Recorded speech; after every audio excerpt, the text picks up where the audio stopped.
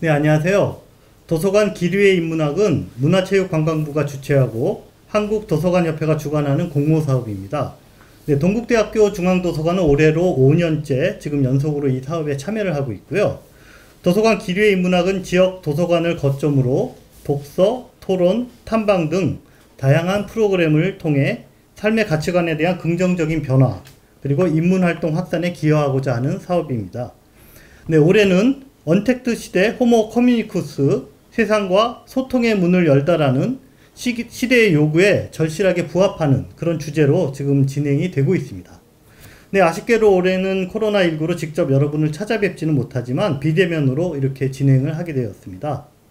자, 오늘 4차 강연은 바른지역 언론연대 회장이자 고양신문 대표를 맡고 계신 이영하 대표님을 모시고 언택트 시대 지역신문 새로운 길을 찾다라는 주제로 이야기를 나누어 보도록 하겠습니다. 자, 오늘의 강사님 소개해 드리겠습니다. 아까 말씀드린 대로 바른지역 언론연대 그 회장님 맡고 계시고요. 네, 그리고 고양신문의 대표를 맡고 계신 이영하 대표님이십니다. 안녕하세요. 네, 그리고 저는 고양신문의 유경종 기자입니다. 네, 그러면 오늘 대표님께서 먼저 한 20분 정도 대표님이 준비하신 오늘의 주제인 언택트 시대, 과연 지역신문은 어떤 역할과 또 어떤 변화를 준비하고 있는지 짧은 강연을 들려주시기 바라겠습니다. 네. 방금 소개받은 바른지역 언론연대 회장이면서 고양신문사 대표를 맡고 있는 이영하입니다. 오늘 이제 제가 이렇게 인문학 강좌의 한 강좌를 맡을 수 있는 기회를 주셔서 감사하고요. 일단 여러 청자님들께서 언택트 시대도 언택트 시대지만 지역신문이 어떤 곳이고 또 지역신문이 무엇 하는 곳이고 이런 부분에 대해서 약간 공감대가 조금 적을 것 같아서요. 우선 지역신문이 어떤 데고 왜 지역신문이 나오고 이런 어떤 사전 공유의 자리를 조금 잠깐 가지려고 해요. 근데 지역신문은 언론이라는 범주에 당연히 들어가 있습니다. 들어가 있기 때문에 언론 자체의 필요성과 지역신문 자체의 필요성은 똑같거든요.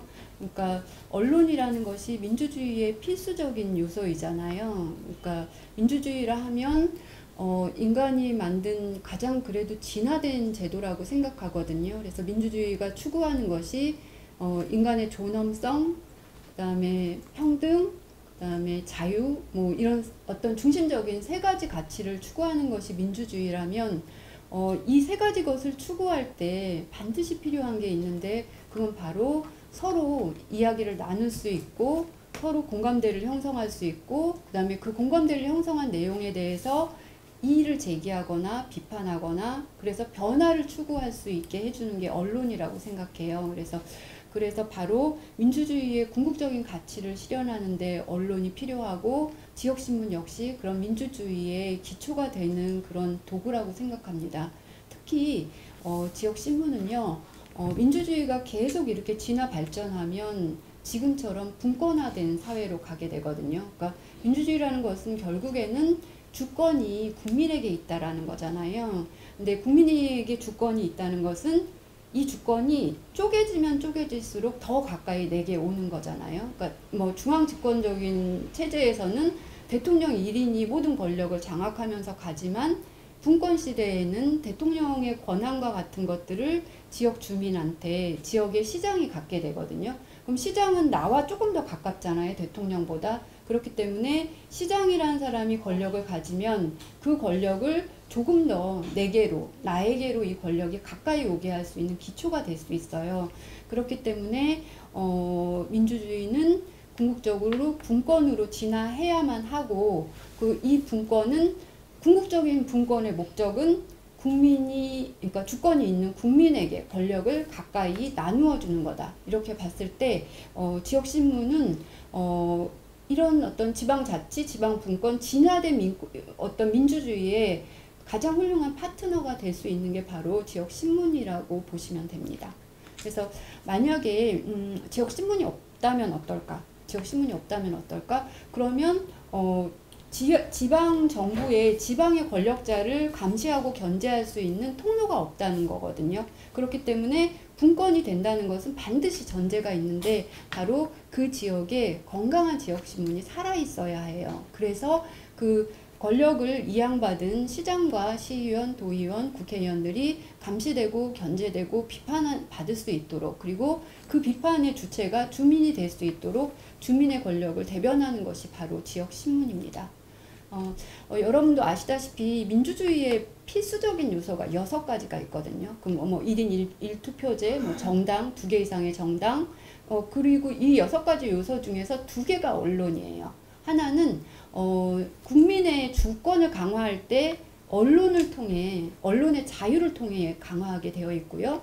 또 하나는 권력이 비판받을 수 있는 책임과 의무가 있다고 해요. 이것은 언론을 통해서 비판받을 수 있는 거거든요. 그렇기 때문에 우리 사회가, 인간이 만든 사회 구조는 제가 보기에는 다양성, 정말 다양성을 각자가, 그러니까 우리 한 사람 한 사람이 존엄하고 또 평등하고 가치가 있는데, 이것들을 어떻게 실현할지에 대해서 조금씩 성장한 게 민주주의고, 그 안에 언론이 어떤 역할들을 분명히 해왔다고 생각합니다. 그럼 이제 지역신문이 과연 어떤 일들을 하느냐, 지역신문의 역할에 대해서 좀 말씀을 드릴게요. 그러니까 지역신문은 간단해요. 그러니까 지역 주민을 대변하는 역할을 합니다. 지역 주민을 대변하는 방법은 여러 가지가 있겠죠. 그러니까 지역 주민들이 생활의 불편함부터 억울함, 정책으로 인한 억울함, 이런 것들을 대변할 수도 있고요. 조금 전에 말씀드린 주민이 뽑은 대의자인 시장이나 국회의원, 정치인들이 일을 제대로 못하거나 주민의 뜻에 반하는 일을 할 때 비판하고 감시하는 역할을 하고요. 그리고 또 내 아이의 학교의 뉴스를 전달하고, 그리고 요번에 지역 문화 공연을 어떤 걸 하더라, 어떤 백화점에서 세일을 하더라, 이런 문화 생활 정보부터 이런 포괄적인 부분까지 지역 주민에 필요한 뉴스라면 어떤 것이라도 지역 기자들이 쫓아가서 취재하고 보도하는 역할을 합니다. 그런데 이제 보면은 생각해보면 사람들이 어떤 뉴스를 가장 좋아할까, 지역신문이 왜 필요할까, 중앙지나 전국지도 있는데 생각해보면 지역신문에 일하는 저희로서는 만약에 내 뉴스가 신문에 나온다면, 또 내 아이의 뉴스가 신문에 나온다면, 그리고 또 우리 옆집의 슈퍼 아저씨가 신문에 나온다면, 저는 이렇게 또는 내 가족, 내 이웃의 뉴스가 신문의 주인공으로 나온다면 그 뉴스는 훨씬 더 재미있고 또 친근하게 다가올 것 같고, 그 신문, 이게 우리 신문이구나, 이렇게 느낄 수 있다라고 생각하거든요. 그래서 지역신문의 주인공은 대통령이나 또 유명한 스타가 아니라 가장 평범한 우리 주변의 이웃들이라고 생각합니다.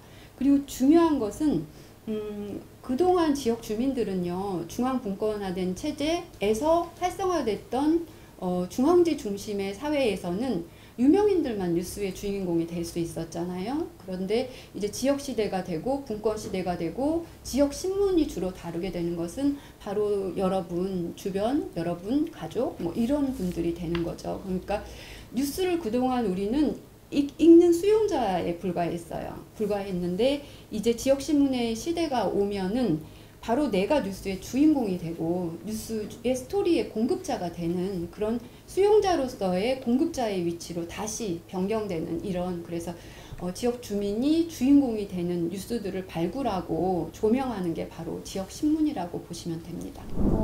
저는 지역신문에 30년 가까이 일했어요. 제가 이제 25살 때, 어렸을 때 들어와서 지금 54살이 되었거든요. 그러니까 30년 가까이 지역신문에 일했는데, 저는 지난 30년간 일하면서 지역이 신문에 일하는 게 너무 재밌고 즐거웠어요. 그러니까 왜 즐겁고 재밌었냐 하면, 지역이라는 것들은 참 평범한 작은 것들을 이렇게 자세히 볼 수 있는 기회를 주거든요. 그러니까 예를 들면 산에 갔을 때 나무와 숲도 좋지만 조그만 야생화가 너무나 아름답잖아요. 그 아름다움을 가까이서 볼 수 있는 기회는 많지 않아요. 근데 마치 똑같아요. 그러니까 지역신문에서 이렇게 일을 하면서 지역에서 이렇게 살아가는 평범한 주민들, 이렇게 얼마나 성실하고 얼마나 똑똑하고 또 얼마나 합리적인지, 그런 체험들이 저로 하여금 일을 좀 보람있고 굉장히 재밌게 했던 것 같고요.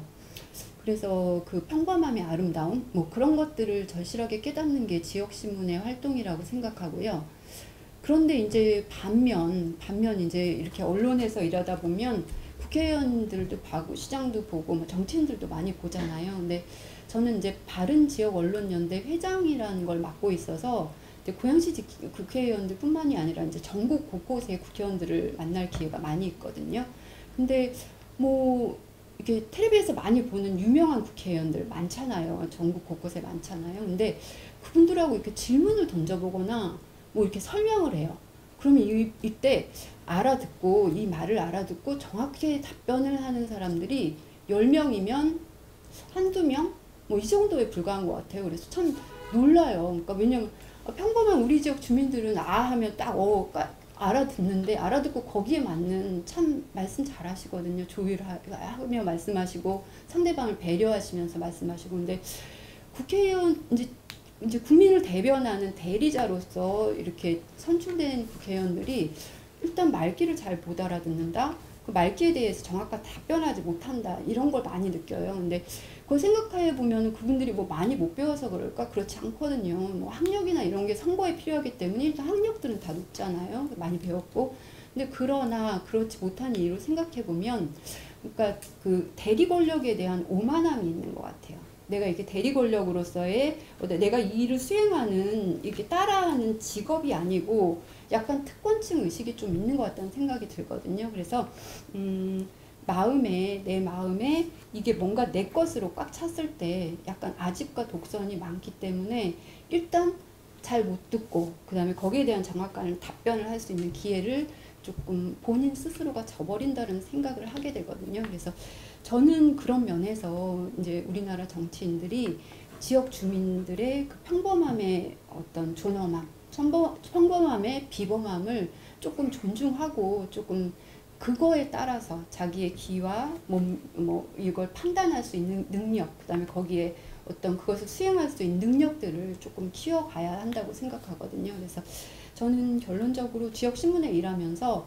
가장 평범한 것이 가장 아름답고 또 위대하다라는 것을 굉장히 절감을 많이 합니다. 그 다음은 우리나라의 지역신문의 역사를 한번 잠깐 설명해 드릴게요. 지역신문의 역사는 아까 말씀드렸지만 지방자치와 함께 가요. 근데 우리나라 지방자치가 시작된 게 1989년이거든요. 지금부터 30년 딱 전이에요. 근데 그 30년 전에 제가 일하는 고양신문도 나왔고요. 그 다음에 전국 각지의 지역신문들이 30년 전에 지방자치의 시작과 더불어서 발행되기 시작했어요. 전국에서 가장 오래된 지역신문은 충청도의 홍성신문이고요. 그 다음에 고양신문 전국 두 번째, 그 다음에 세 번째가 지역신문의 대표 주작격인 옥천신문이 있습니다.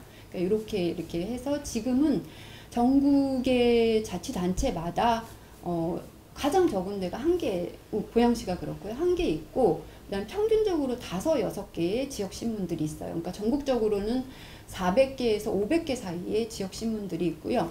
그 중에서 정말 건강하고 언론의 역할을 잘하고 그 다음에 정권에 대한 비판과 감시의 역할을 잘하는 신문들이 있는데 그게 이제 바로 저희 이제 바른지역언론연대라고 그런 연대체를 구성해 있는데 거기에는 400개 중에 40개 10%가 정확하게 엄선되어서 활동을 하고 있습니다. 그리고 외국의 지역신문들은 그러니까 조금 민주주의가 먼저 발전한 외국의 지역신문들은 역사가 300년 정도 됐어요. 그러니까 예를 들면 미국이나 유럽 같은 경우에는 이미 봉건제 시대가 무너지고 시민혁명에 의해서 바로 어떤 약간 근대화된 민주주의가 시작되잖아요. 그래서 그 민주주의의 역사와 지역신문의 역사는 같이 합니다. 그래서 한 200년 넘는 신문들이 굉장히 많은 게 바로 서구의 지역 언론들입니다. 그래서 여러분들이 잘 아는 뉴욕타임즈, LA타임즈 모두 다 지역 신문으로 출발했습니다. 그래서 우리는 이제 30년이기 때문에 이제 지역 신문의 시대가 올 것이다 라고 굉장히 이 시기를 많이 기다렸거든요. 근데 문제는 이제 지역 신문이 30년 됐기 때문에 이제 막 아장아장 걸음마를 걸을 때예요. 그런데 이렇게 해서 이제 지방 분권이 강화될 텐데 지방 분권의 강화와 더불어서 과학과 발전을 많이 해서 지금 바로 이제 그 SNS라든지 제3의 미디어, 제4의 미디어들이 계속 활성화되고 있거든요. 그래서 한국의 지역 신문들은 분명히 발전할 거라고 저는 확신하고 있지만 지금 강조돼야 될 것들은 과연 종이신문 위주의 지역신문에서 지역신문이 소셜미디어 쪽으로 유튜브 쪽으로 계속적으로 진화 발전하는 미디어 도구들을 어떻게 적극적으로 활용해서 여기에서 살아남기 위해서 우리가 애쓰느냐의 여부에 따라서 정말 우리가 가진 정론의 중요성들을 대중한테 인정받을 수가 있고 또 그렇지 않으면은 후퇴될 수도 있다고 생각합니다. 그러나 SNS가 많이 발전하고 그렇다 하더라도 정말 정론, 내가 이걸 가지고 사명감을 가지고 정말 바른 보도를 하겠다. 이런 집단은 꼭 필요하다라고 생각하거든요. 그런 언론들이 전국 곳곳에서 나와 주어야만 그래야만 우리나라의 언론 시장도 바르게 성장할 수 있다라고 생각합니다. 지역신문의 존재 가치에 대해서 나와 내 이웃이 주인공이 되는 신문, 그리고 평범한 것들을 다시 한번 들여다보고 그것을 기록하고 그 의미를 되새기는 그런 신문이다라는 말씀을 저도 지역신문에서 일하는 사람이지만 다시 한번 좀 감동 있게 들었습니다. 네, 그 행정적인 그런 어떤 법적 범위를 다시 한번 정의를 해드리면 네. 지역신문이라는 게 네. 일단 중앙일간지로 여러분 잘 아시는 한겨레 신문이나 조중동 이런 신문들이 있고 네. 그 다음에 또 지방 일간지라는 게 따로 있잖아요. 네. 그러니까 우리 경기도 같은 경우는 경인일보, 또 인천일보 이런 거는 그 광역 지자체 단위로 나오는 지방 일간지. 네. 네. 그리고 그 밑에가 이제 바로 우리 지역 신문이죠. 네. 네. 예, 그러니까 기초자치단체에서 발행하는 시나 구나 군 요 단위에서 하는 요게 바로 지역 신문이에요. 그렇죠. 예, 요거를 예. 이제 우리 그 시청자분들께 다시 한번 좀 정리를 해드리고. 자, 그러면은 이제 그 고향신문에 대해서 조금 더 PR하실 수 있는 시간을 네. 드리려고 하는데요. 그 지역신문이 지금 고향신문이 30년이 넘으셨으면 어쨌든 지역신문으로서 지역의 어떤 의제를 만들어내고 또는 일반인들이 생각지 못하는 그런 문제들에 대한 공론화를 해서 네. 뭔가 새로운 그런 해결 또는 어떤 성과들을 낸 그런 기억들도 있으실 텐데 네. 기억나는 거 있으면 몇 개 좀 이야기를 해주세요. 네. 일단 대표적인 게 하나 있는데 네. 고양시에도 경전철이 들어올 뻔했어요. 네, 경전철이 네, 네. 그때 그러니까 그때가 한 10년 전인가? 네. 10년 전쯤에 이제 경전철이 이렇게 노선까지 해서 거의 이제 윤곽을 드러났었거든요. 그때 이제 경전철 찬성하는 그룹과 반대하는 그룹이 거의 전쟁이 일어났어요. 전쟁이 일어났는데 이제 그때 이제 고향신문은 경전철 반대 입장을 좀 대변했거든요. 물론 이제 찬성의 입장도 써줬지만 실제로 사실 노선 없는 언론이 없다고 저희의 기본적인 노선은 경전철 반대였어요. 왜냐하면 이제 이후에 그 부담, 그 다음에 확인되지 않은 어떤 비용 문제들 이런 것들이 굉장히 환경적인 문제 이런 그렇죠. 것도 환경적인 문제도 그랬고요. 근데 이제 그렇게 해서 이제 언론과 그 시민사회가 이게 되게 일치해서 이렇게 반대 운동을 좀 거세게 일으키고 있었거든요. 권력에 대해서도 압력도 그게 됐었고요. 근데 지금 의정부라든지 용인이라든지 경전철을 그때 진행했던 도시에서는 수천억 원 이상의 예산 낭비를 하고 경전철 운행도 중단되기까지 하는 사태가 벌어졌어요. 그래서 그때 고향신문이 정말 그 앞장서서 대변하지 않았더라면 어땠을까 그런 생각을 할 때는 참 우리가 그래도 조금 한 역할 했구나 이런 생각을 했습니다. 네네. 지금 들으셔서도 느끼셨겠지만 이 좁은 땅덩어리에서 지역 신문이 뭐가 필요해라고 생각하시는 분들도 많이 있어요. 그런데 사실 경상도에 있는 네. 분이나 전라도에 있는 분이나 다 강남의 땅값 뉴스를 매일 저녁에 봐야 되고 이게 사실은 우리의 현실과 좀 괴리감이 있는 게 네. 우리의 언론 환경이거든요. 네. 그런 입장에서 보자면은 지역신문이 그 지역의 이슈에 맞추어서 가장 깊이 고민하고 대안을 제시하고 이런 가치들이 상당히 좀 중요하다라는 생각을 해봅니다. 네. 자, 이제 오프닝 질문을 드렸고요. 본격적으로 오늘의 주제에 관련돼서 좀 네. 여쭤볼게요. 자, 포스트 코로나 시대. 저희가 피할 수 없이 이제는 하나의 상수로 저희가 이제 받아들일 수밖에 없는 그런 시절이 되었습니다. 네, 모든 것이 달라지지 않을 수밖에 없는데요. 대규모 이동도 이제는 제한돼야 되고 또 사람들이 많이 밀집도가 있는 이런 행사들도 더 이상 이제 기획하는 게 어려운 그런 시대가 될 것 같습니다. 이게 언제 끝난다라는 게 아니라 아예 그런 세상을 우리가 받아들여야 될 것 같은데 당장 가까이서 보면은 지역신문에게 엄청난 위기라고 저는 생각이 돼요. 일단은 모든 그런 지역 행사나 또는 프로그램이나 이런 게 지역에서 원활하게 돌아가면서 지역신문도 그 행사를 홍보도 하고 이러면서 하나의 수익 구조도 가져가고 이런 면이 있는데 이게 다 중단이 됐거든요. 네. 그래서 일단 코로나 상황, 지역신문 현황은 지금 어떻게 네. 받아들이고 있는지 얘기를 좀 해주세요.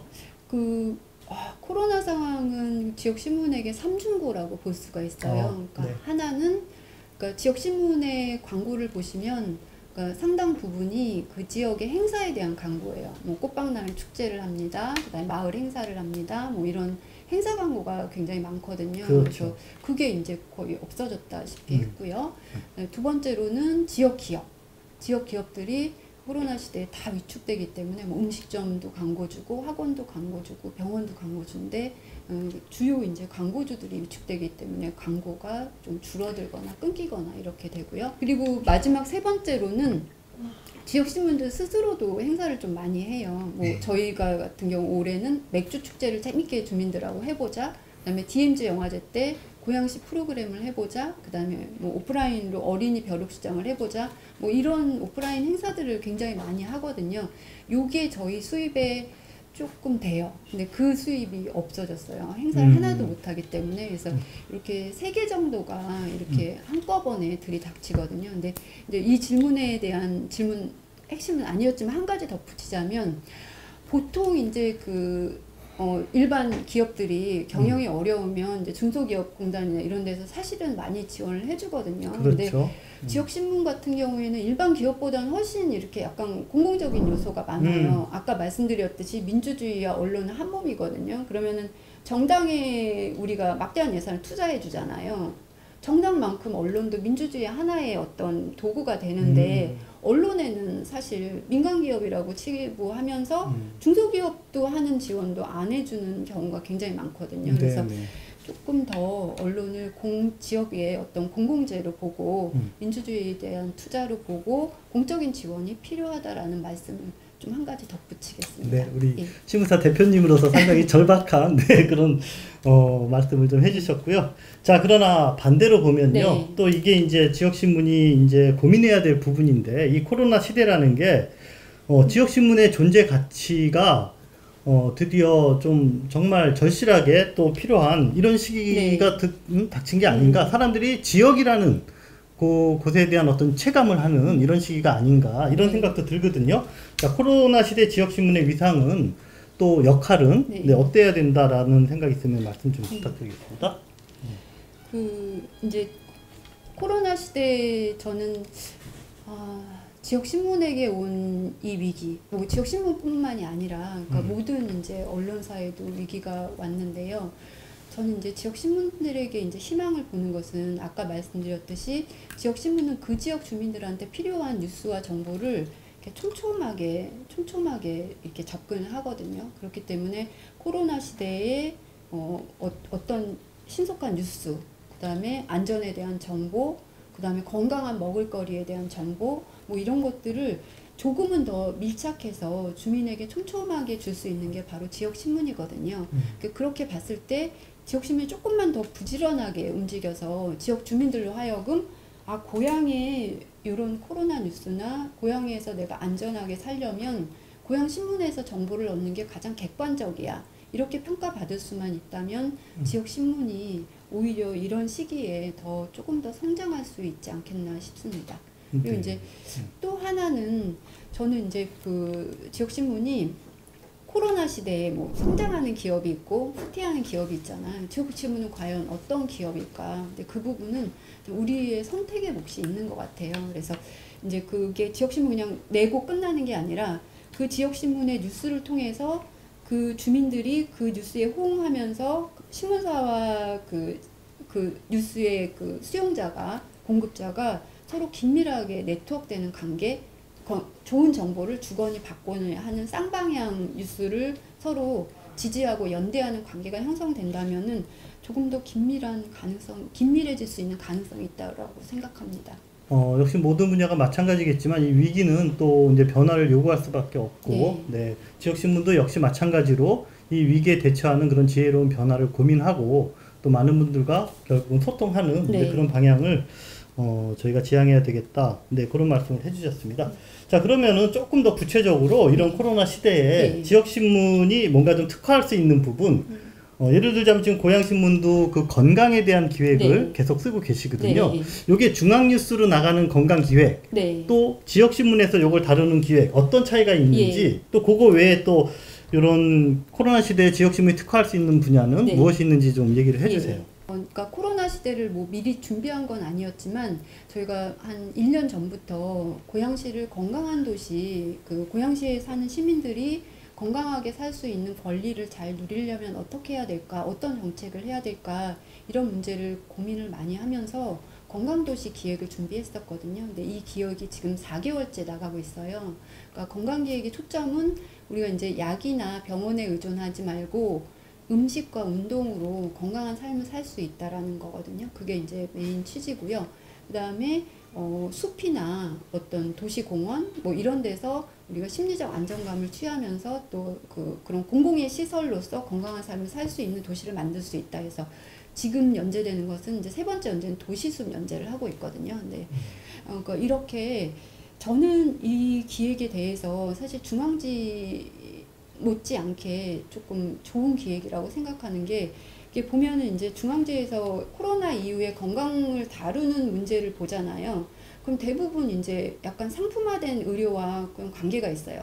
건강식품이라든지 건강보존제라든지 이 면역력을 높일 수 있는 뭐 의료화에 초점을 맞추고 있는데 그래서 이제 기사가 뭐 일면에 보면 토마토가 몸에 좋아요 이렇게 해서 앞에 나오지만 뒤에 들어가면 토마토를 어떤 성분을 추출해서 만든 건강상품을 홍보하고 있거든요. 근데 그게 유독 건강 쪽에는 많은데 저희 같은 경우 이제 지역신문 같은 경우는 아까 말씀드렸지만 사실은 저희가 미미하지만 지역신문하고 밀착돼 있잖아요. 지역 주민들하고 밀착돼 있기 때문에 지역 주민이 한 분 한 분의 생명과 건강을 다루는 문제에 있어서는 정말 객관적이고 조금 좋은 정보가 있으면 갖다 그걸 어느 정도 열심히 이렇게 좀 이렇게 퍼다 날르기도 하고 주워서 듣고 기획하기도 해야 된다라고 생각하거든요. 근데 그렇듯이 객관적이고 좀 근원적인 정보를 제공해서 주민들이 건강하게 살 수 있는 권리를 높이고 한쪽으로는 또 한쪽으로는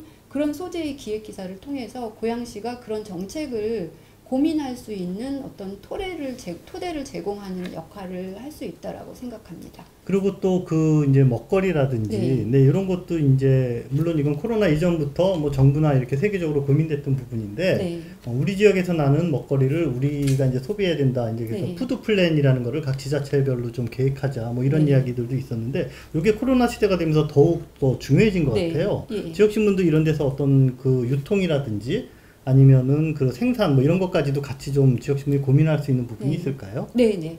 저는 이제 그 부분에 관심이 많은데 아까 말씀드렸듯이 이제 그 뉴스의 독자가 소비자가 되고 이런 경로로 좀 가야 되는데 그 핵심은 신뢰인 것 같아요. 그러니까 저 뉴스가 믿을만한가, 저 신문이 믿을만한가에서 믿을만하다라고 판단되면 그러니까 저희가 뭐 우리 지역에서 난 농산물이 좋아요 그랬을 때 고향신문이라면 믿을 수 있어. 뭐 이런 정도의 신뢰를 얻었다면 유통사업도 적극적으로 저는 개입할 수 있다라고 생각하거든요. 근데 그게 이제 우리만 뭐 이득을 보자는 그런 유통은 아니고요. 지역 이제 고양시만 하더라도 전체 주민의 2%가 농업인이에요. 그러니까 딱 2%가 농업이거든요. 그러면은 2%가 생산한 농업인의 생산물을 100만 도시가 소비할 수 없을까요? 이건 정말 100만 도시의 10분의 1도 안 되거든요. 그렇다면 일단은 고양시에서 생산되는 로컬 푸드는 전부 고양 시민이 소비해 줄 수 있는 거거든요. 그리고 고양시에서 나지 않는 품종이라든가 이런 것들은 또 지방의 로컬 푸드에서 또 유통도 할 수 있고요. 이런 식으로 생산자가 분명한 믿을 수 있는 그런 그 먹거리들을 소비자에게 공급될 수 있도록 이렇게 중간 연결고리 플랫폼을 만드는 것이 지역신문의 굉장히 중요한 일이라고 생각합니다. 네, 그러니까 지역신문이 단순히 그냥 어떤 뉴스나 이슈를 전하는 것에서 그치지 않고 네. 그 유통이나 생활의 구조를 새롭게 디자인할 수 있는 네. 그런 단계까지도 고민할 수가 있겠네요. 네네.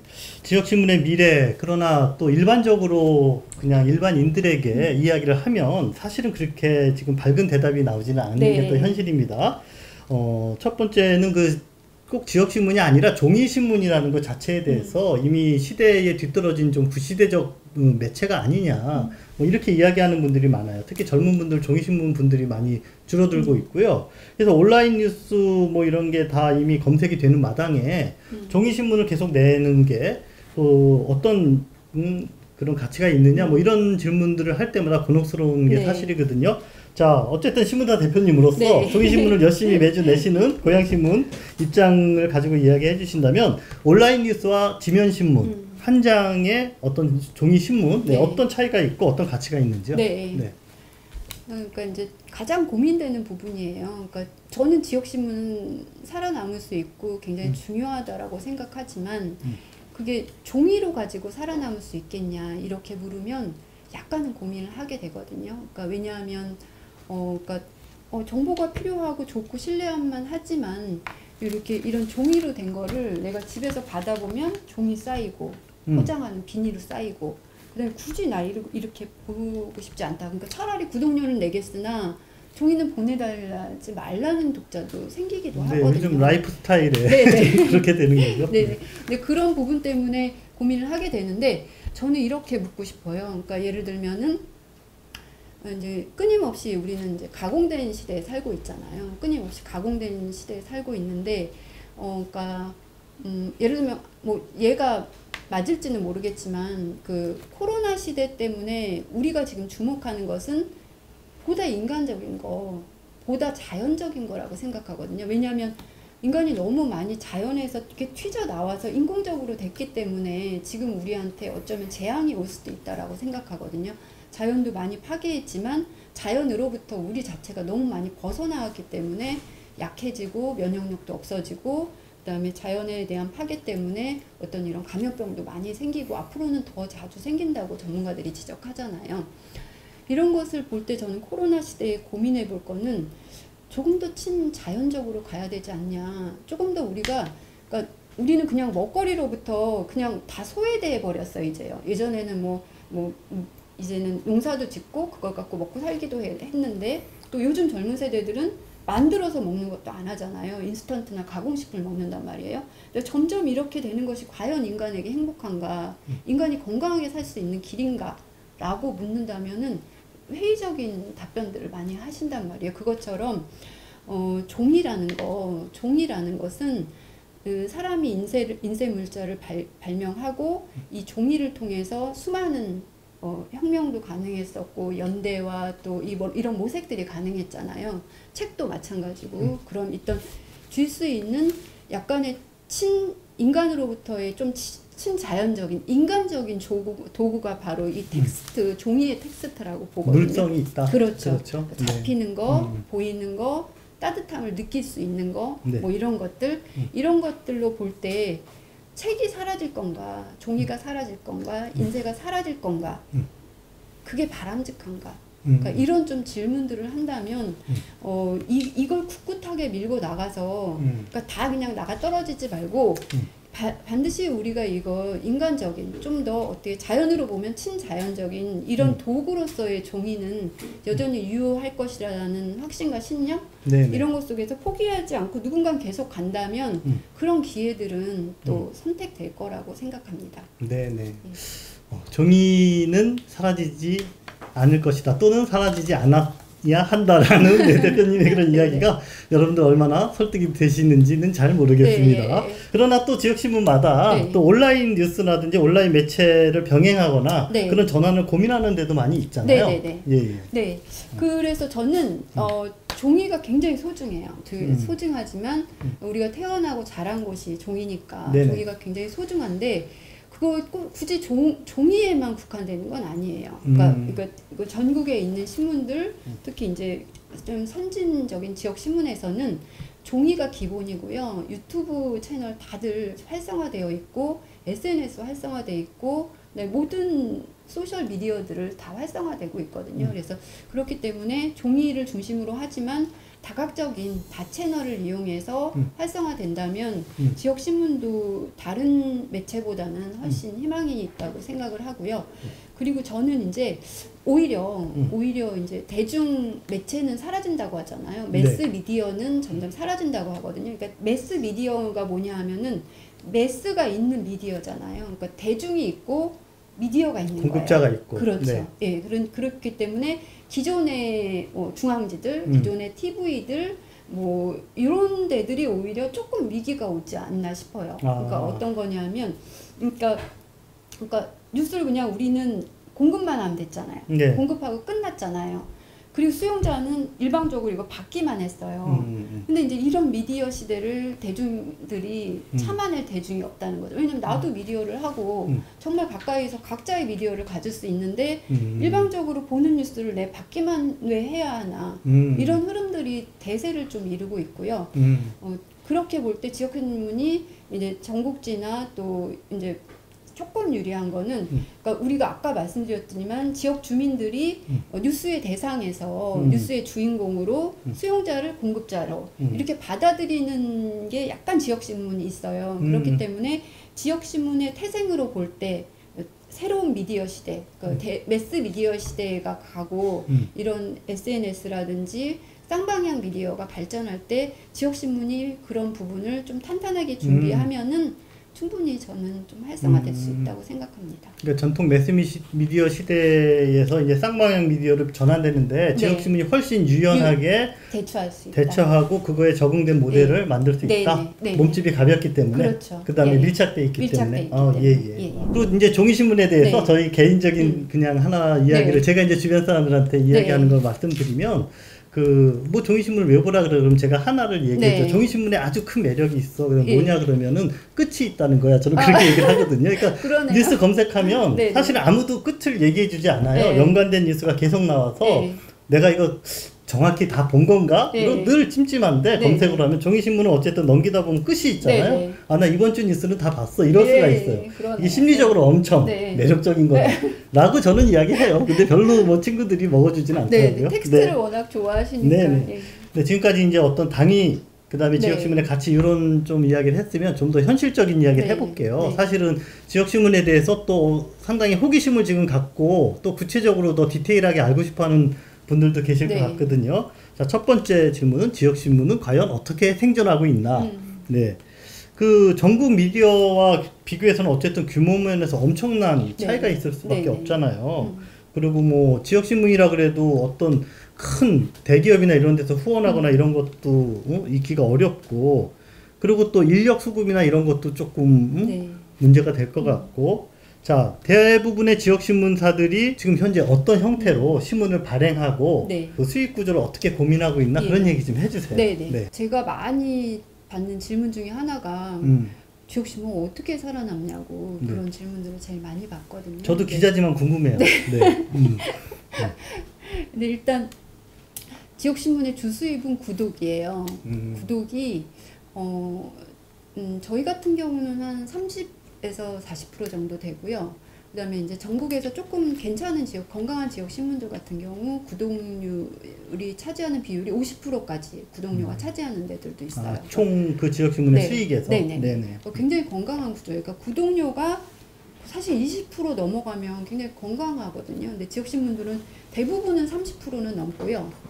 조금 정말 구독 중심의 신문을 만든 데들은 50% 넘어가거든요. 근데 그렇고 광고료가 이제 구독료에 따라서 30%일 수도 있고 40%일 수도 있고, 근데 대부분은 좀 구독료가 더 많은 구조를 가지고 있어요. 그리고 그게 훨씬 건강하고 안정된 구조겠네요. 그렇죠.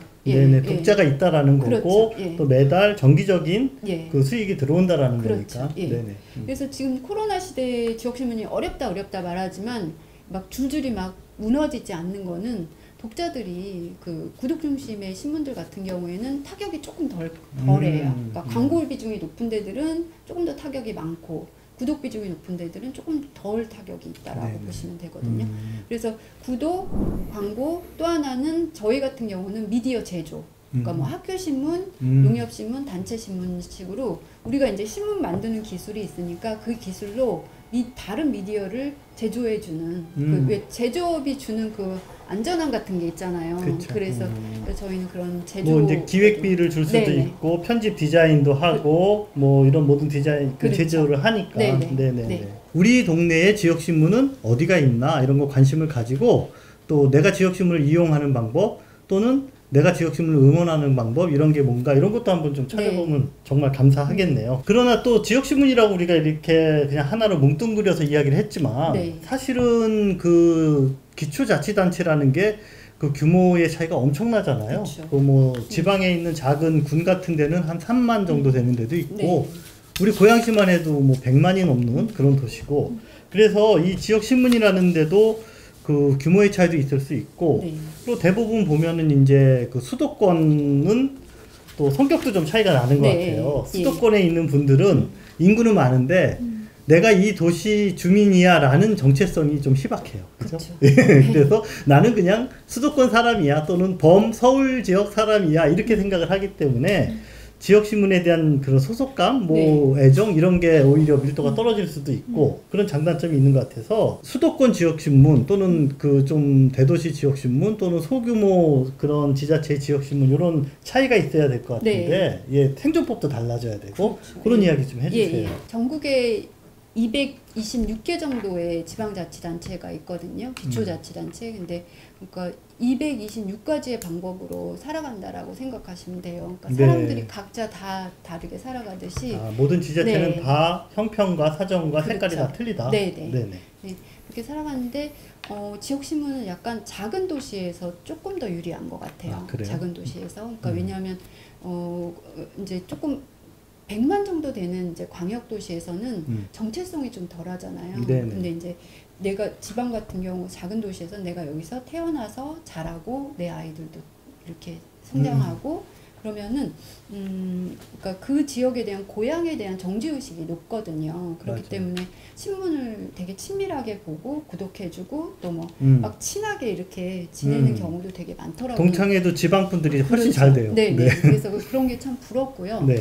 그런 점에서 이제 지방의 작은 신문들은 구독 중심의 신문으로 살아남을 확률이 좀 높아요. 애양신과 네. 이런 거를 그렇죠. 중심으로. 예. 네. 그리고 이제 또 하나는 그러니까 예를 들면 인구가 5만 도시다. 인구 5만 도시에서 5천 부를 발행하면 10% 점유율인 거예요. 그러면 조선일보보다 점유율이 훨씬 높은 거예요. 매체 영향력이 아주 영향력이 크네요. 실제로 굉장히 큰 거죠. 그러니까 5만 도시에서 5천 부 발행하는 신문이 뭘 하나 썼다.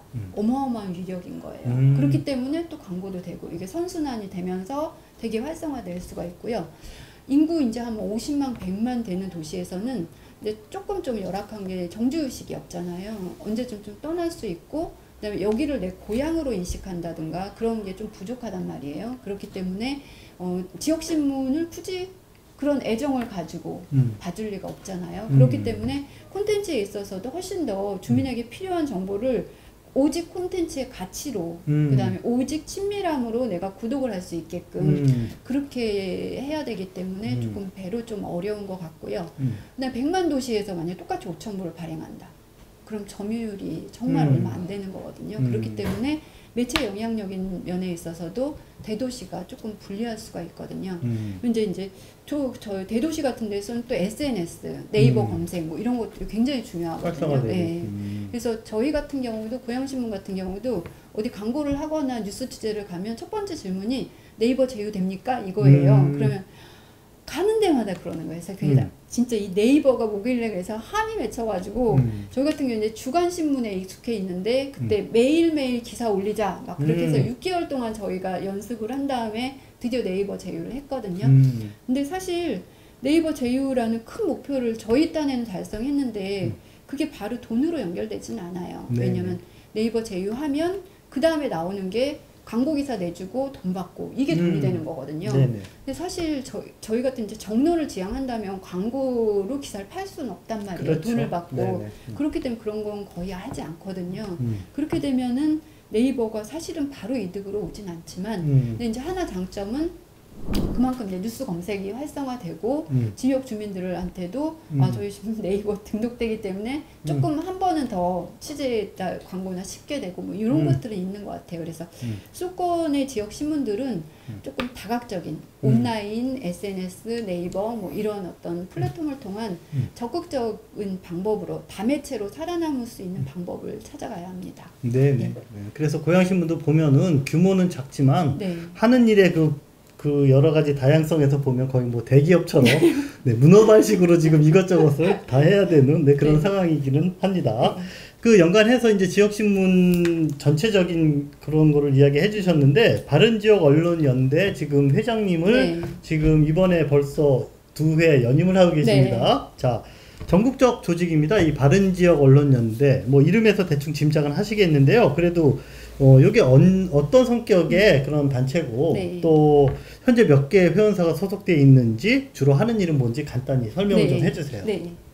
그러니까 그 바른지역언론연대는 그러니까 약간 226개에서 나오는 지역 신문 중에서 그래도 비교적 건전하고 그다음에 신문의 윤리성을 가지고 있고 그 언론으로서 아까 민주주의를 지향하는 언론으로서 그런 공기능을 성실하게 수행하는 신문사들을 저희 나름대로 가이드라인이 있어요. 편집권이 독립됐는지 네. 뭐 여러 가지 가이드라인이 있어서 거기에 심의를 통과한 신문사들이 이런 연대체를 구성해서 정치권에 또 지역사회에 그러니까 지역 신문에 대한 어떤 그런 필요성과 중요성을 홍보하고 또 알리고 이런 일도 하고요. 네. 그 다음에 아까 말씀드렸지만 다양한 방법으로 우리가 살아남는단 말이에요. 그래서 서로 어떻게 살아남는지 그걸 샘플을 보고 서로 배우고 정보를 교환하고 이런 역할들을 하고 있습니다. 아까 말씀하신 대로 모든 신문은 다 틀리다 그랬잖아요. 네. 그러면은 바른지역언론연대 중에서도 좀 대표적으로 네. 자랑스럽게 소개할 만한 신문,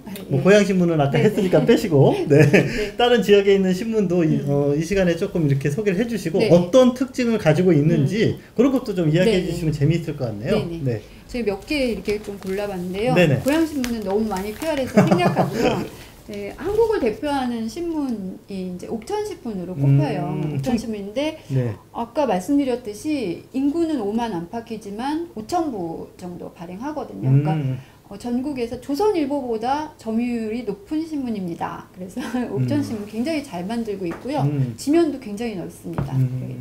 굉장히 미주알, 고주알 다 나오고 정말 비판 기능을 잘 수행하는 신문이에요. 옥천신문 있고요. 옥천신문 발행되는 날은 네. 그 옥천군, 충청북도 네. 옥천군 그 공무원들이 네. 바들바들 일단 떤대요. 네네. 이번 기회에 뭐 나 내 기사 남나 그러고 그런 얘기 들었습니다. 네. 네. 진짜 샅샅이 비판하는 신문이고요.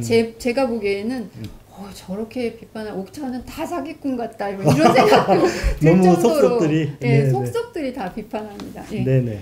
다음으로 이제 그 원주투데이인데요. 여기 이제 거의 이제 인구가 30만 넘었거든요. 그러니까 대도시 중에서 가장 잘 발행하는 신문입니다. 원주투데이인데 여기는 지역사회에 공헌하는 뭐 책 관련 프로그램, 한 책 읽기 프로그램이라든지 걷기라든지 이런 식으로 지역을 위한 사회공헌 사업을 굉장히 많이 하면서 정착한 신문인데요. 원주투데이가 조금 중간 규모의 도시에서 발행되는 대표적인 신문입니다. 네, 예. 구독자 숫자도 안정적이고. 안정적이고요. 네, 그렇군요. 아주 원주에 막강한 영향력을 미치고 있는 신문이고요. 예. 그리고 또 우리 당진시대 충청도 이제 당진에서 발행되는데 여기도 비판 기능도 수행을 하지만 역으로 어떤 게 있냐면 당진시대에 관여하지 않으면은 당진의 유지가 아니다. 그러니까 이런 식으로 성장하는 되게 특이한 기업인데 지역 밀착이 아주 강하네요. 아주 강하죠. 네. 그러니까 당진시대에 어떤 네트워크가 되어 있지 않으면 당진에서는 이렇게 목소리를 낼 수가 없는 뭐 사업을 하든 정치를 하든 사업을 하든 정치를 굉장히 위력 있는 신문이고요. 당진 방송이라고 최근에 만들어서 규모 있게 출발하고 있습니다. 구독자도 상당히 많습니다. 방송도 지금 하고 있고요. 그러니까 뭐 이 외에 뭐 건강한 지역 신문들이 꽤 많은데 각자의 자기 색깔로 그 지역에서 자리 잡고 그 지역에서 만약 고향 신문이 없다면 옥천 신문이 없다면 사실 그 지역에서는 조금 상상하기 어려운 그런 정도의 위치를 점하고 있는 지역신문들이 그런 건강한 지역신문들이 꽤 됩니다. 그럼 지금 말씀하신 네. 것처럼 그런 신문들이 네. 이렇게 서로 모여서 네. 그런 서로의 장점을 뭐 교환하고 또는 그 구성원들끼리 같이 모여서 뭔가 함께 좀 이렇게 네. 응? 그 교육도 하고 이런 프로그램들도 있나요? 네네. 네. 이제 요런 이제 전국의 지역 신문들이 각 도시별로 돌면서 1년에 한 번 연수도 하고요. 그다음에 국회 토론회도 하고, 그래서 한국 사회의 지역 신문에 대한 정책, 그다음에 한국 사회의 지역 신문에 대한 미래에 대한 고민, 뭐 이런 것들을 주도적으로 해나가고 있습니다. 지금 말씀하신 대로 바른지역언론연대에서 지역신문을 정책적으로 네. 뭔가 새로운 요구도 하고 이런 노력들을 많이 하고 있는 걸로 아는데 정부에서는 이 지역신문을 담당하는 게 어느 네. 부서예요? 네. 문화체육관광부가 문화체육관광부. 그리고 뭐 그 관련 법률이나 또는 그런 지원책 이런 거는 지금 네. 현재 대충 어떻게 돼 있고 네. 예, 그거에 대한 뭐 아쉬움이라든지 네. 그런 거 있으면 좀 얘기해 네. 주세요. 네. 그러니까 문화체육관광부에서 담당을 하고요.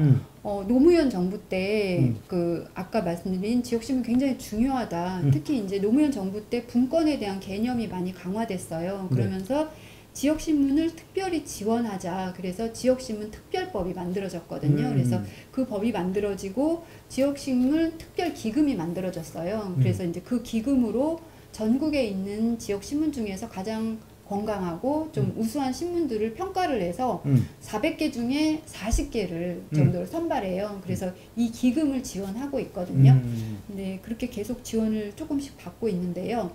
노무현 정부 때는 200억이었어요. 네네. 지원금 총액이. 그다음에 이제 근데 이제 그 이명박 정부, 박근혜 정부 내려오면서 100억대로 떨어졌거든요. 아, 예. 박근혜 정부 말기에는 80억으로 떨어졌는데, 그러니까 문재인 정부 때 그대로 또 80억이에요. 근데 이제 그 문재인 정부가 이제 그때 대통령 공약에서 언론에 대한 공약이 하나도 없었어요. 네. 하나 있었는데 그게 뭐냐 하면 지역신문 활성화, 언론 개혁. 기대가 상당히 크셨겠네요. 기대 엄청 컸죠. 엄청 컸는데 기금도 늘어나지 않았고 그다음에 그 이후에 다른 정책에 대한 지원들은 없어요. 그래서 이런. 네, 그래가지고 저는 이제 시의원들의 공약을 보거나 시장 공약을 보면 가끔 남발도 하잖아요. 그래서 이렇게 남발도 하는구나 싶었는데 대통령의 공약이 이렇게 남발되는구나 이런 걸 처음 알았어요. 그래가지고 이게 공약은 있었지만 어떻게든 이 공약을 실천하라고 또 저항하고 요구하고 이런 작업이 필수적으로 필요하겠더라고요. 그래서 받은 지역 언론 차원에서 당초에 공약대로 지역신문이 육성될 수 있도록 정부가 최선을 다하라. 그리고 그것을 정책으로 또 예산으로 반영해달라. 이런 것들을 적극적으로 제안하고 있습니다. 네네. 알겠습니다. 앞으로도 그런 연대해서 그런 것들이 좋은 결실을 얻을 수 있도록 네. 예, 그렇게 기대를 해봐야 되겠네요. 자, 이제 또 그냥 자유롭게 네, 네. 궁금한 것들 질문 드리고 또 대표님의 답변을 듣고 그렇게 하도록 할게요. 그 SNS는 이게 이제 쌍방향 소통이잖아요. 네. 그래서 SNS가 이제 지역신문에 그 위기를 가져왔다 뭐 이런 얘기도 듣고 그랬는데 또 지역신문도 그거를 적극적으로 지금 수용을 하고 그러고 네. 있잖아요. 그래서 또 신문에서 만든 콘텐츠를 상대에게 우리가 이렇게 종이가 아닌 네. 다른 방식으로 이렇게 배달해 주기도 하고 네.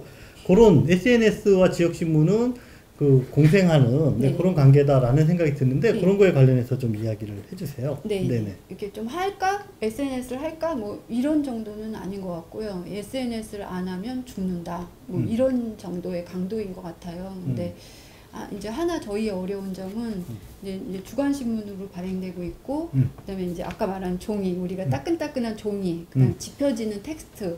여기에 저도 그렇고 이제 익숙해진 사람들이에요. 익숙해진 사람들이거든요. 네. 그래서 이걸 떠나가지고 종이와 이 활자를 떠나서 그 핸드폰으로 이렇게 주거니 받거니 쌍방향으로 하는 게 사실 기자라는 직업에 있어서는 쉽지는 않아요. 그걸 전환하는 그렇죠. 거예요? 전환하는 네네. 게 쉽지는 않아요. 근데 전환을 안 하면 안 되니까 당연히 이건 전환해야 되거든요. 근데 누가 얼마만큼 빨리 겸허하게 전환하느냐. 그러니까 빨라지는 속도에 대비해서 우리도 종이도 지켜야 하지만 종이를 지키기 위해서는 반드시 SNS에서도 그 역할을 다매체로 해야 된다 이렇게 생각을 하거든요. 근데 네네.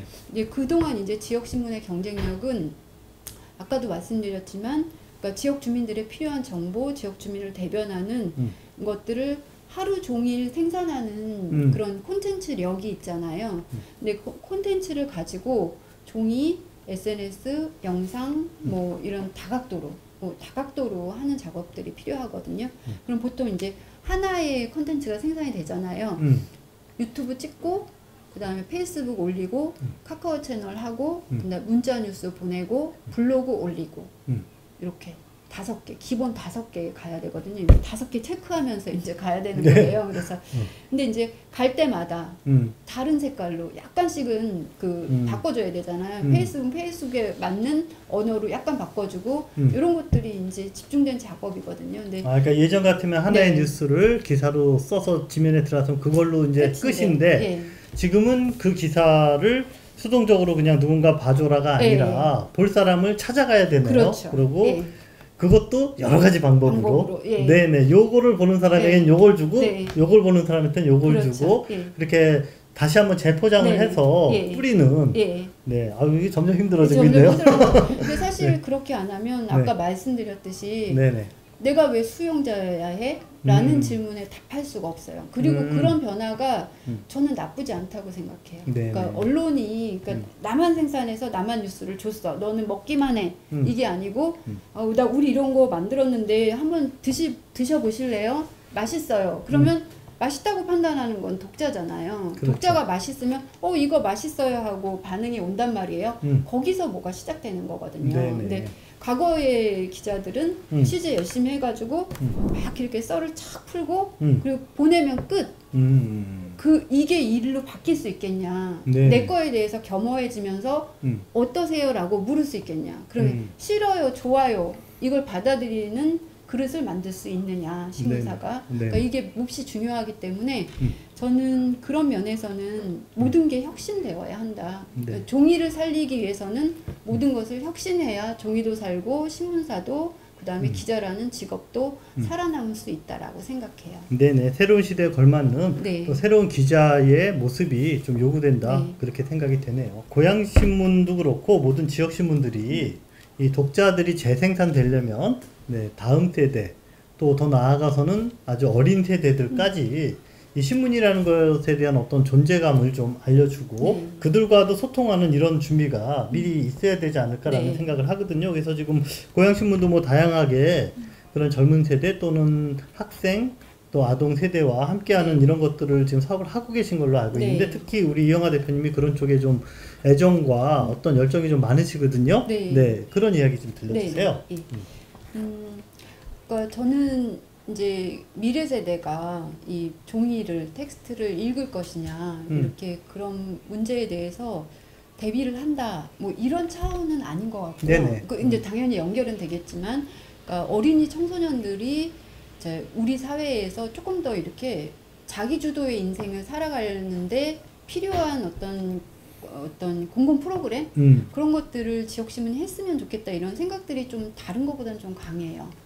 다른 것보다는 좀 강하고 그러니까 지역사회가 좀 기회의 균등 기회를 좀 균등하게 제공하는데 지역사회가 그런 정책을 써야 되고 지역신문도 그런 정책이 만들어지는데 노력을 해야 된다고 생각하거든요. 그래서 저희 같은 경우에는 도서관의 친구들이라고 그러니까 아이들이 주말에 고등학교 언니 오빠들하고 그러니까 한 달에 2번 만나서 책을 꾸준히 읽는 그런 프로그램들을 진행하거나 또 이제 초등학교 어린이들이 책을 20권 읽으면 선물을 주거나 책을 한 권 읽을 때마다 스티커를 붙이고 뭐 이런 걸 하거나 그래서 이제 아이들이 책을 조금 더 재미있게 스티커 붙이는 재미에 아이들이 책을 막 엄청 많이 읽거든요. 그래서 그런 걸 하거나 그래서 북클럽 같은 경우는 요번에 3,000명이 참여했어요. 그래서 그런 걸 한다거나 아니면 아이들이 학생기자 교육을 시키고 그다음에 그 교육을 받은 친구들이 자기 학교 소식과 마을 소식을 이렇게 전달할 수 있는 주니어 넷이라는 어린이 신문도 만들거든요. 그러니까 그런 식으로 그러니까 아이들이 약간 학교 밖 교실에서 미디어를 배우고 그다음에 책을 읽고 이런 활동을 통해서 아이들이 내 인생을 내 스스로 살아갈 수 있는 힘 이런 것들. 왜냐 우리는 어떤 가정에 태어났냐 또 어떤 부모 아래 자라느냐 뭐 이런 거에 따라서 우리 인생이 너무 많이 달라지잖아요. 근데 그런 벽을 그걸 만약에 그게 나쁘다면 그게 장애가 되잖아요. 네. 그 장애를 뛰어넘어서 내가 인생을 조금 더 미리 다양한 세상을 보고 다양한 사람을 만나면서 책 속에서 이렇게 내 인생을 설계하고 주도적으로 살아갈 수 있으려면 읽는 게 되게 중요하다. 그래서 네네. 약간 읽기에 조금 집중하는 것들을 그런 프로그램들을 지역사회가 제공해 줬으면 좋겠고 그런 역할의 하나를 좀 지역신문이 했으면 좋겠다 이렇게 생각하고 있어요. 근데 자연스럽게 그렇게 큰 아이들은 나중에 커서 우리가 의도하던 의도하지 않았던 읽고 뭐 그다음에 지역신문에서 이런 것 근데 지역신문 때문에 스티커 붙은 재미에 책을 읽었어 뭐 이렇게 기억한다면 고향신문도 그때 고향신문이었지 이렇게 기억해주면 좋겠고요. 구독까지 하면 너무나 일단 기본적으로 너무나 항송한 일이죠. 글을 네. 읽고 네. 뭔가 이렇게 생각을 하고 네, 이러는 네. 것을 좀 신문이 주도해서 네, 아이들과 함께 사업들을 할 수 있다. 네, 네. 네네. 맞습니다. 저도 얼마 전에 그 고등학교에 이제 저희 신문이 들어가는 데도 몇 군데 있잖아요. 네, 네. 그래서 학교 수업의 일환으로 우리 마을 알아가기 뭐 이런 수업을 진행하는데 야 이거 고등학교 애들 수업 시간에 이거 갖다 주면 애들이 재밌어 할까 이런 네. 생각을 하는데 그 진행하신 선생님 이야기를 직접 들어보니까 생각보다 아이들이 엄청 재밌어 하더라. 네. 그런 얘기를 하더라고요. 그래서 거기 나온 뉴스가 나 여기 가봤어. 네. 이거 우리 집 앞이야. 뭐 이런 반응이 나오고 네. 그래서 본인도 기대 이상으로 그 신문의 뉴스에 대한 아이들의 관심과 호기심이 높더라. 네. 그래서 이게 어떤 방식으로든 접점을 만들어주는 네. 그게 참 중요하지 않나. 네, 맞아요. 그런 생각을 좀 해보게 됩니다. 그 아이들에 대한 관심과는 또 반대로 네. 우리 고향신문에 나는 기사들 중에 약간 독특한 거 하나가 가끔씩 부고 기사가 실려요. 네, 네. 모든 뭐 신문마다 부고 기사가 실리긴 하죠. 근데 이제 대개는 거의 비슷한 그런 그 사람의 그 업적이나 유명세나 이런 거를 모든 신문들이 거의 비슷하게 싣는 이런 경우가 많은데 고향신문에 실리는 부고 기사는 정말 장담하지만 고향신문에만 실리는 그런 분들이 상당히 많죠. 그리고 또 더 좀 구체적으로 말씀드리면 옆에 있는 이영하 대표님이 부고 기사를 본인이 직접 쓰는 거를 되게 좋아하세요. 그래서 그 평범한 사람들의 죽음을 이렇게 기사로 남기는 부고 기사 거기에 애정을 가지시는 이유는 어떤 건지 좀 이야기를 해주세요. 네. 네. 저는 이렇게 이제 유명하다는 것, 네. 그다음에 뛰어나다는 것, 뭐 영향력이 있다. 영향력이 있다는 것, 그러니까 이런 거에 대해서 약간의 지루함을 좀 느끼는 것 같아요. 당연히 이제 우리도 이제 그런 사람들을 쫓으면서 뉴스화하고 또 구독도 늘리고 싶은 마음은 또 당연히 그런 작업도 하지만 한편으로는 그런 의미보다는 네. 누구나 초점을 낮추는 그런 보다는 그러니까 그야말로 평범하면서도 굉장히 성실하게 살아가는 주변의 우리 평범한 이웃들이 굉장히 지역신문에 중요하다고 생각하는데 그 하이라이트가 저는 죽음이라고 생각해요. 그러니까 인간으로서 태어나서 가장 마지막 네네. 생명을 가진 생명체로서 가장 마지막에를 보내는데 그때 우리가 그 사람에 대해서 어떤 기록을 남겨줄 건가 그런 부분에 대해서 가능하면 그분의 장점, 그분이 의미 있었던 삶의 어떤 시간들 이런 것들을 이렇게 텍스트로 기록하는 작업들은 저는 너무 영광스러워요. 그러니까 그런 작업들이 네. 그러니까 이 글을 써줄 수 있다는 거, 그다음에 한 분의 인생에 대해서 길지 않은 문장이지만 그렇게 문장으로 정리해서 같이 공유할 수 있다는 거에 대해서 각별한 애정을 가지고 있고요. 그리고 그런 걸 쓸 수 있다라는 지역 신문에 제가 일하고 있다는 것들에 대해서 굉장히 저는 조금 뿌듯하게 생각하고 있습니다. 네. 그러면은 그거를 쓰기 위해서 네. 직접 그 뭐 유족들과 전화 통화든 이렇게 네. 이야기를 듣거나 그런 과정도 네, 있으시고 네, 네. 또 평소에 그분에 대한 주변의 평가나 이런 것도 네, 이렇게 네. 좀 기억하시고 네. 그렇게 하시겠네요. 그렇죠. 예, 예. 돌아가신 분 가족을 붙잡고 막 물어볼 수는 없잖아요. 그렇죠. 취재하는 상황은 아니죠. 그렇죠. 그래가지고 이제 좀 그게 좀 민망해서 주로 이제 주변부 취재, 성격은 어떠셨는지 뭐 이런 것들을 조금 인상에 많이 남았던 물어보고. 사건 네네. 뭐 이런 네. 개인적으로. 네. 그럼 그런 기사가 나간 다음에 네. 유족들이나 이런 분들은 또 반응이 있나요? 네, 많이 고마워하시죠. 음. 많이 고마워하시고 네. 저희 같은 경우는 이제 신문사 독자가 돌아가시거나 그러면 또 가끔 이렇게 조화도 보내거든요. 근데 네네.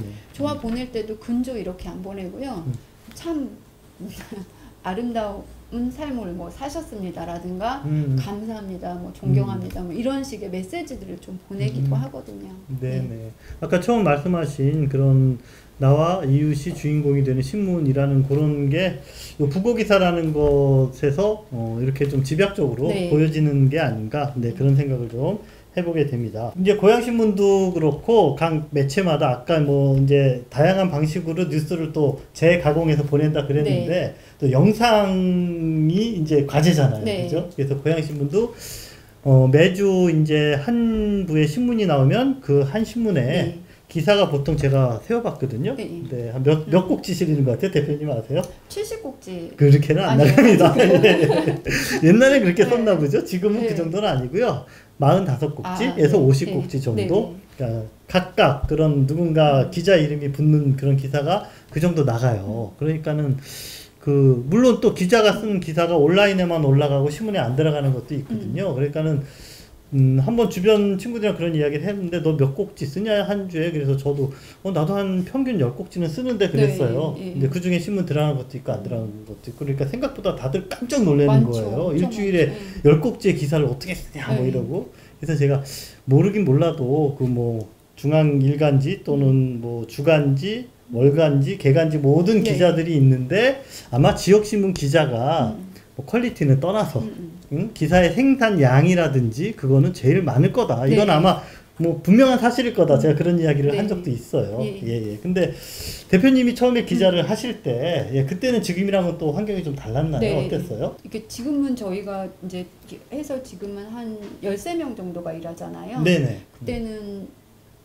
6명, 그다음에 4명, 음. 어쩔 땐 편집국에 2명 정도로 일을 했거든요. 그래서 네네.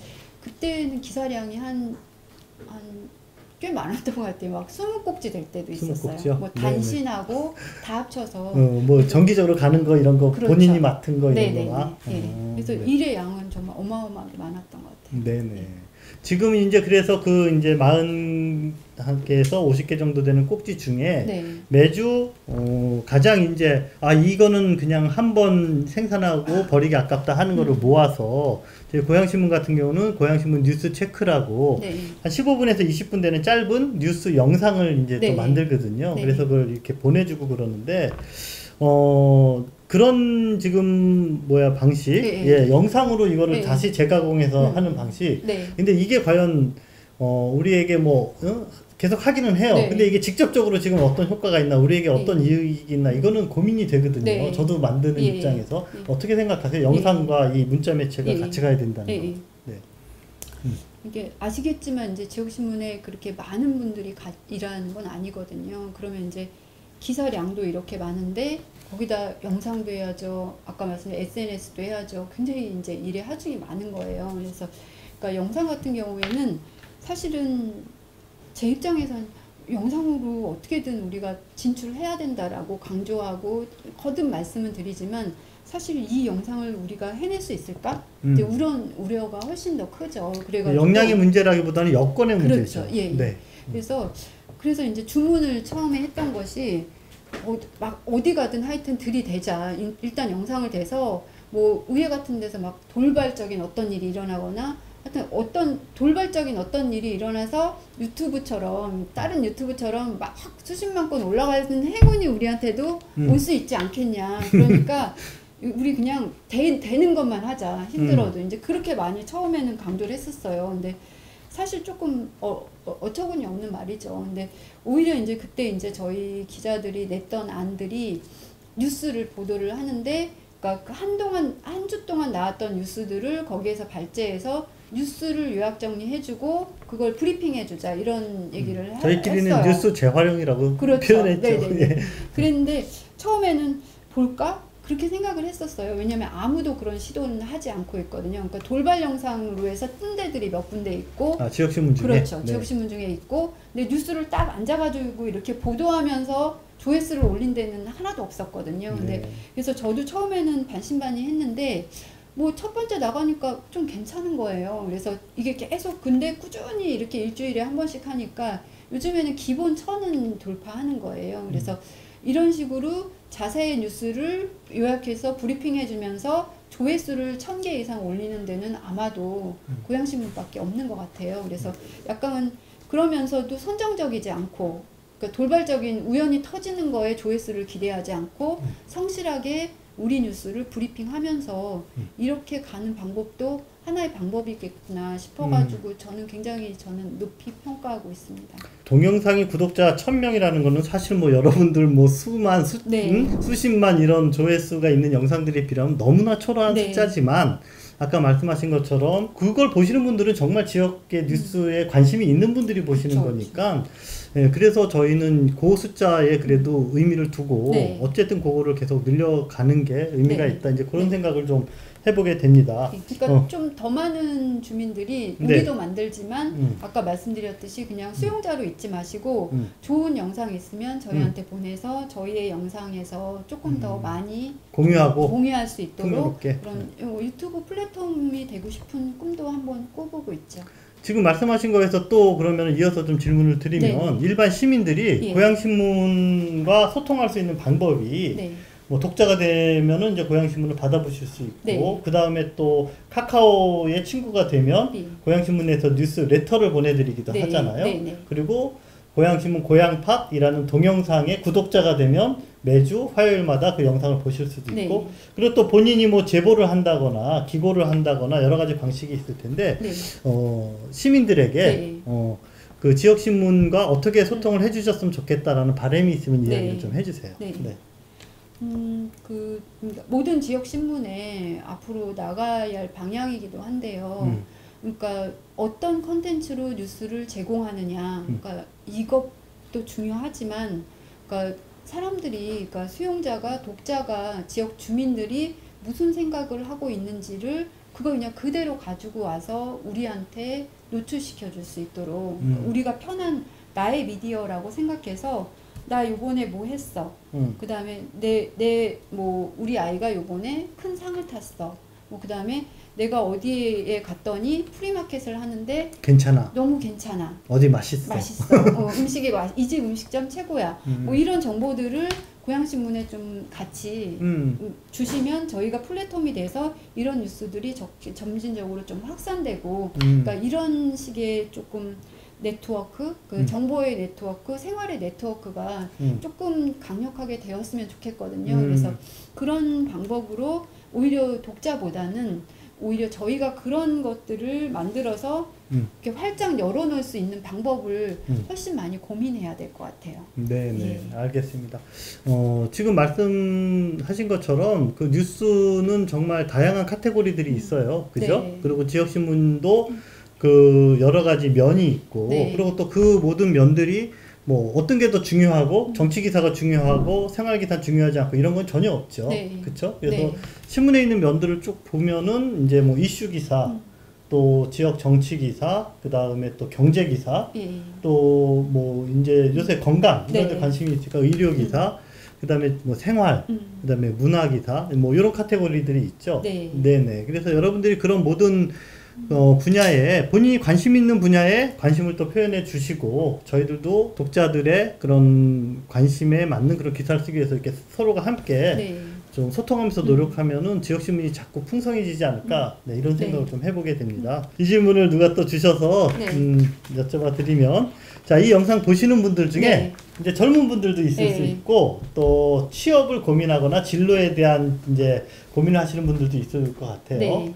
자, 그러면은 잠깐 지역신문의 기자를 한번 해볼까 이런 생각을 하신 분들은 거의 없었을 텐데 네. 이 영상을 보시고 혹시 그런 생각이 드시는 분들도 네. 있을 수 있거든요. 네, 직업으로서의 지역신문, 네. 직장으로서의 지역신문사, 네. 예, 뭐 객관적으로 이런 기업이나 이런 데랑 비교하기는 어렵겠지만 어떤 특징이 있고 어떤 사람이 오면 좋을 네. 것 같고 네. 어떤 매력이 있다 뭐 네. 이런 이야기 좀 해주세요. 네. 네. 제가 맞는지 틀린지 검증해드리겠습니다. 네. 그 이제 모든 미디어들이 마찬가지겠지만 지역 신문은 특히 그러니까 타인의 삶 네. 관심이 많은 사람들이 일하면 너무 재밌는 곳이에요. 사람에게 관심 있는 네, 사람? 네. 그러니까 내가 사는 것도 중요하지만, 그러니까 다른 사람이 살아갈 때 조금 그게 꼭 내가 아니고 어떤 프로그램이나 뭘 통해서 타인의 삶에 조금은 긍정적으로 영향을 미치고 싶다. 그런 어떤 성향이 있다면 저는 지역신문에서 꼭 일해보라고 좀 추천하고 싶고요. 그리고 어떤 평범한 것들에 대한 어떤 기록, 그다음에 의미, 뭐 이런 것들을 좀 추구한다면 역시 지역신문이 최고로 그 가치를 잘 좀 발현할 수 있는 직업이다 이렇게 생각하고 있어요.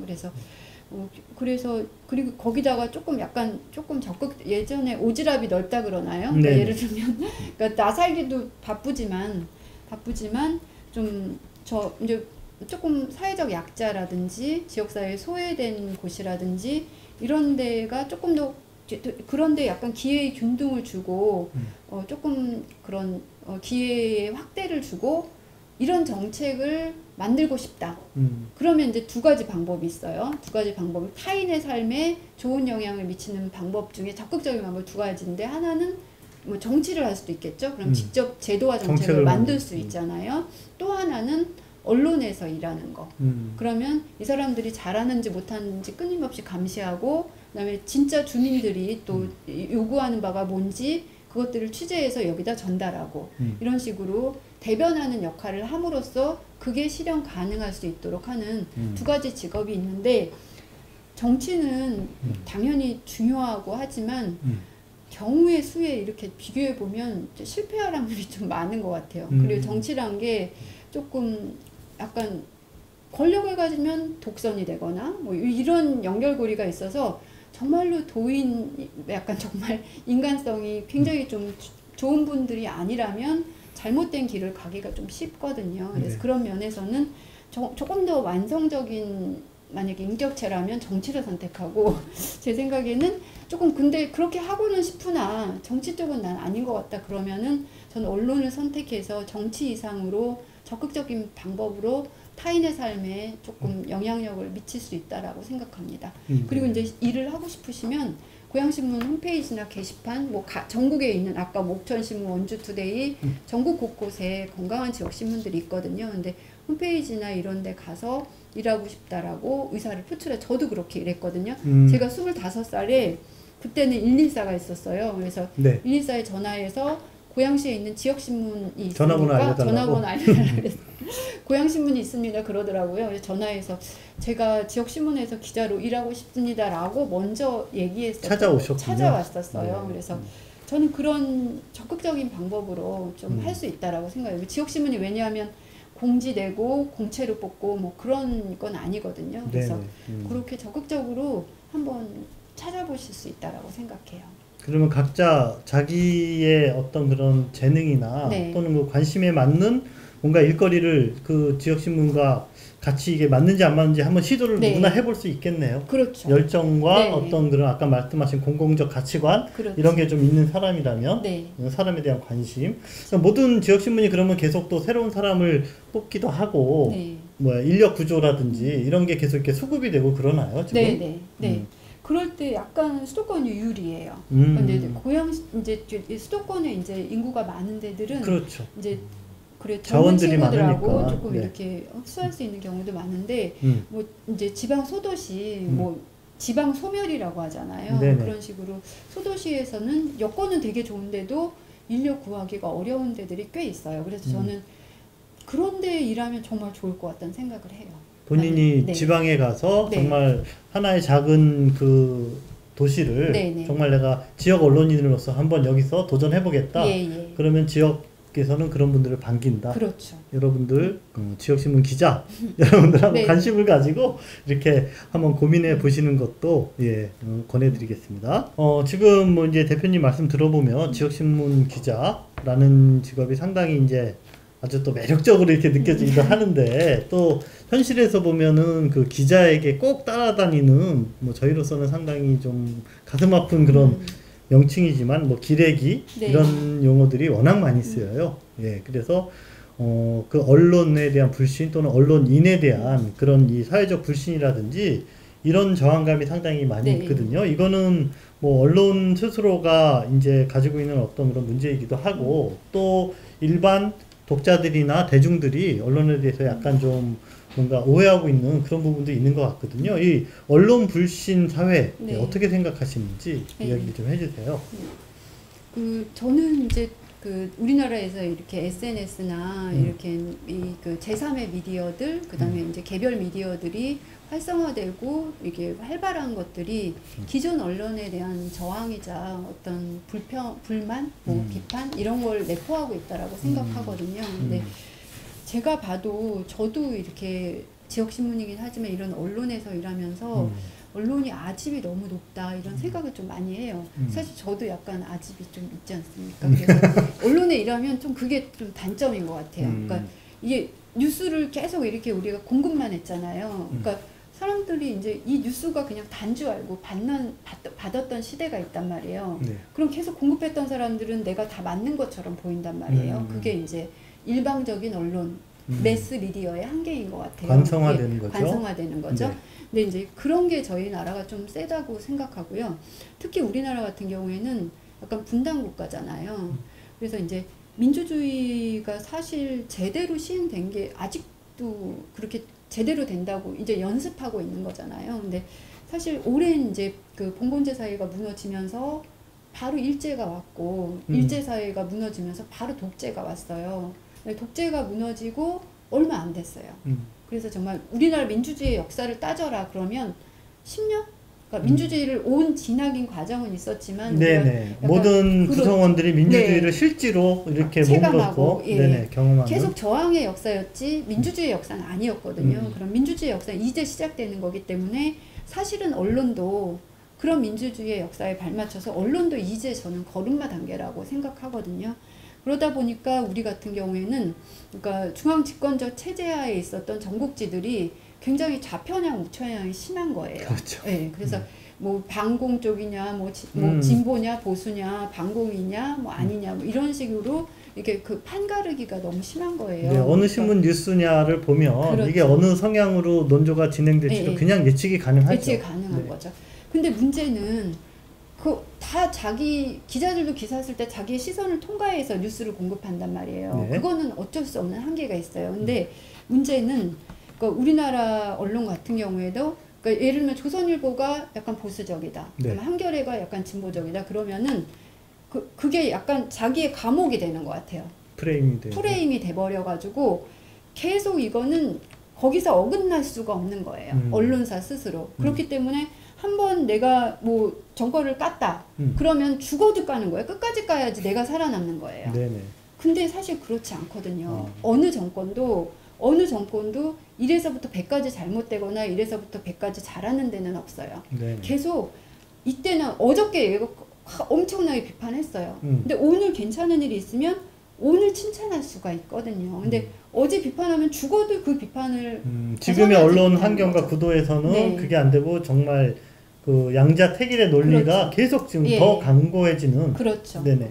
그게 일단 생존이 돼버렸어요. 그러니까 한겨레에서 예를 들면 문재인 정권을 비판했다.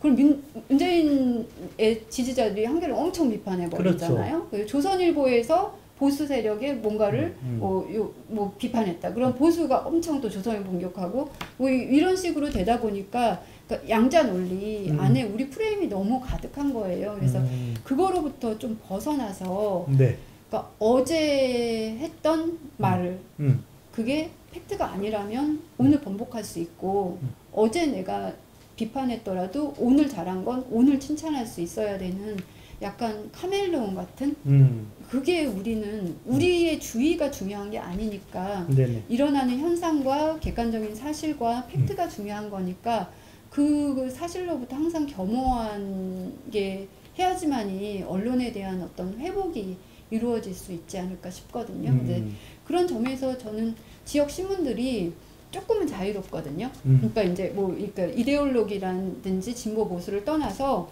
지역 사회에서 무엇이 옳은가, 무엇이 주민들을 대변하고 무엇이 시민의 삶을 질을 높일 수 있는가 이런 것들을 끊임없이 보고 그것들에 대해서 이게 좀 초점을 맞추기 때문에 그런 언론의 어떤 그 프레임에서 조금은 벗어나와 있는 게 지역신문이라고 생각하거든요.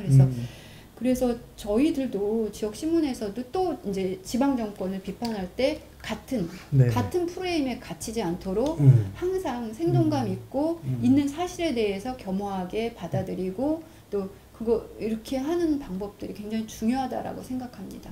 네네. 그래서 조금 회복이 필요한 것 같아요. 그러니까 예를 들면 가짜뉴스에 대해서 우리가 많이 비판을 하지만 가짜뉴스가 싫다고 기존의 정론이라고 말하는 정론으로 돌아오진 않거든요. 그래서 이런 것들을 빨리 회복해야지 우리 사회가 조금 더 언론의 순기능을 발휘할 수 있지 않을까 싶습니다. 어쨌든 뭐 빚진 게 적으면 자유가 좀 더 커지는 것처럼 지역신문들이 뭐 사실은 그 뒤에 이렇게 딱 그 차지하고 있는 그런 그 강고한 어떤 배경들이 적으니까 오히려 그러니까 언론적으로는 더 많은 자유의 가능성이 있겠네요. 네네. 네, 이제 뭐 마무리할 그럴 시간이 됐는데요. 오늘 많은 말씀 해주셔서 아마 지역신문에 대해서 사실은 전혀 모르시거나 또는 일도 관심이 없으셨던 분들 중에서도 아, 지역신문이라는 데가 저런 데구나, 또 우리 주변에 이런 신문들이 있겠구나 라는 그런 관심을 좀 가지신 분들도 계시지 않을까 이런 생각을 해봐요. 네, 지역신문의 이제 비전, 그리고 또 우리가 이 공동체 안에서 지역신문이 이제 앞으로 어떤 그런 존재로 이렇게 살아남아야 할 것인가, 정리하는 그런 발언으로 좀 마무리를 해주시죠. 장시간 너무 감사하고요. 그러니까 이제 원래 처음에 말씀드린 대로 그러니까 지역신문은 이제 인간으로서 우리의 어떤 존엄성과 자유평등 뭐 이런 것들을 중요시 여기는 언론에 있는데 그 언론 중에서도 그 주권의 주인공인 그 시민사회, 시민과 가장 이렇게 밀착돼 있어요. 그래, 주권자와 가장 밀착돼 있어서 주권자의 얘기를 가장 가까이 들을 수 있다는 장점이 있거든요. 그래서 그런 장점을 저희가 100분 잘 활용해서 그러니까 주권자인 시민을 잘 대변할 수 있는 그런 신문이 될 수 있도록 최선을 다하겠다라고 약속드리고 싶고요. 그리고 이제 그런 면에 있어서는 그런 기능과 역할로 태어난 지역신문들이 조금 이렇게 조금 따뜻한 눈으로 조금 모자라고 부족할지라도 따뜻한 눈으로 잘 좀 바라봐 주시면서 조금 다독다독하면서 키워주시길 진심으로 바라고요. 그런 키워주시는 가장 이제 확실한 방법은 구독 한 부로 좀 늘려주시는 거, 이제 그런 게 가장 큰 것 같아요. 그래서 그렇게 가고 또 저희들은 그러니까 아주 먼 뉴스가 아니고 여러분과 여러분의 가족, 여러분의 이웃의 문제에 대해서 정말 관심을 가지고 이렇게 보도할 수 있는 그런 생각을 가지고 있고요. 그리고 마지막으로는 이걸 좀 기억하셨으면 좋겠어요. 그러니까 각자가 살아가는 지역에서 누군가는 하루 종일 아침부터 밤늦게까지 그러니까 나에게 좀 좋은, 좀 유익한 정보와 유익한 저걸 주기 위해서 하루 종일 뛰는 사람들이 있다. 그게 바로 지역신문이다. 이걸 좀 기억하셔서 많이 적극적으로 활용해 주셨으면 감사하겠습니다. 네, 지금까지 기류의 인문학, 오늘은 그 바른지역언론연대 회장이자 고양신문 대표를 맡고 계신 이영하 대표님을 모시고 지역신문이라는 주제로 여러분과 이야기를 나눴습니다. 네, 코로나로 인해서 저희가 받아들일 수밖에 없는 언택트 시대, 모든 사회가 변화를 지금 고민하고 모색하고 있는데 저희 지역신문도 그의 한 축으로 새로운 시대를 준비하고 모색하는 그런 소중한 그 파트너가 되는 것을 여러분에게 약속을 드리겠습니다. 대표님 오늘 말씀 감사합니다. 네, 감사합니다. 감사합니다.